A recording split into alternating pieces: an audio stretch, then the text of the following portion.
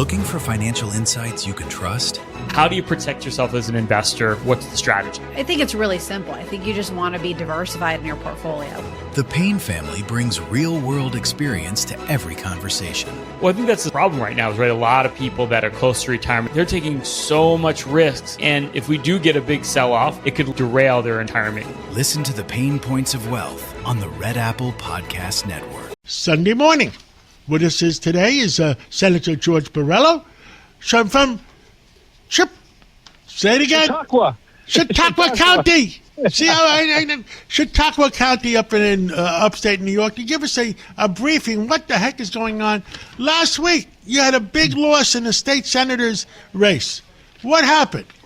Well, let me start off by saying, John, that while we did certainly lose that seat in a special election, it was really kind of designed to be a short runway, a short turnaround. The governor announced the election, and 5 weeks later there was a vote. So we were facing a lot of difficulties and a lot of headwinds. But I will say this: we had a fantastic candidate, Dan Gagliardo, small business owner, restaurant owner up in Amherst, New York, and he did a great effort, a great campaign, and in the end, he actually outperformed how we did in that same seat, which is a heavily Democrat seat, a heavily Democrat blue district in Erie County. He performed better than we did in 2024 in that same seat.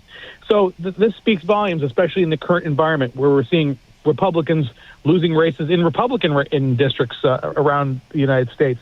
So I think it's while we did not get the outcome that we want, we have an opportunity for a rematch in November for that same seat, and we're looking to fight for that. And it I think gives hope that we did outperform previously, and even in a seat that could have been a much bigger loss, we were able to hold our own. So we're going to look at this as a positive, and hopefully it is a signal that New Yorkers are starting to get fed up with what they're seeing in Albany and ready for change.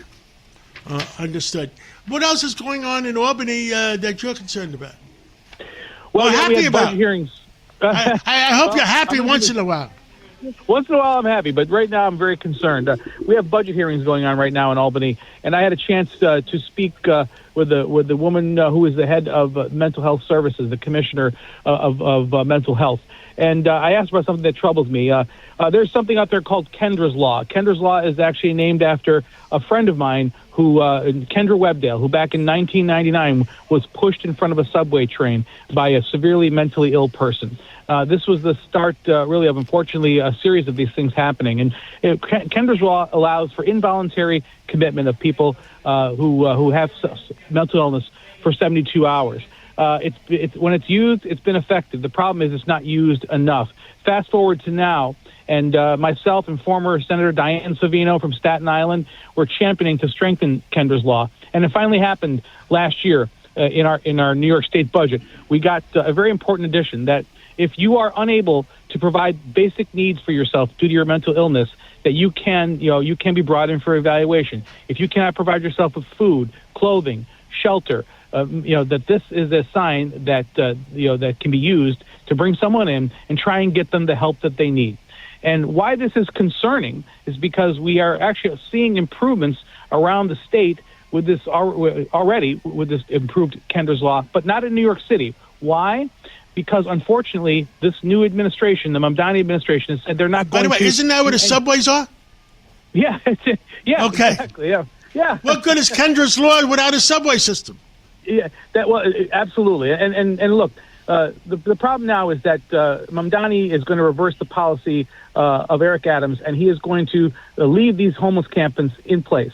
He is instructing the police officers not to. I questioned the commissioner, how are you going to make sure that New York City is in compliance with Kendra's Law if you're not getting help from New York City's police department and mental health departments? She didn't have a good answer. So people in New York City and throughout New York State really should be concerned. I was in New York City recently, and I saw an unbelievable mess of homeless folks right on Park Avenue and Fifth Avenue. I mean, these areas that, again, doesn't matter where they are.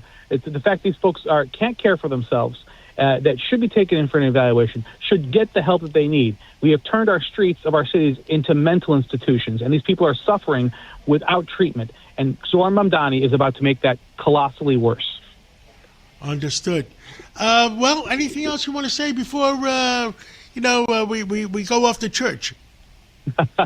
Well, it's always good to be with you on Sunday morning and speaking to folks throughout New York State. I would say that I think I have where I started, that I have hope. I have hope that the people of New York State are finally ready for change. They want to restore balance and common sense to our New York State government. I'm proud to stand with Bruce Blakeman. As a former county executive myself, I know what a tough job it is and what a great leader he has been down in Nassau County, and I want to see that type of common sense, good government coming to New York State. And I'm strongly supporting Bruce Blakeman for governor, and I hope most people see the common sense in that as well.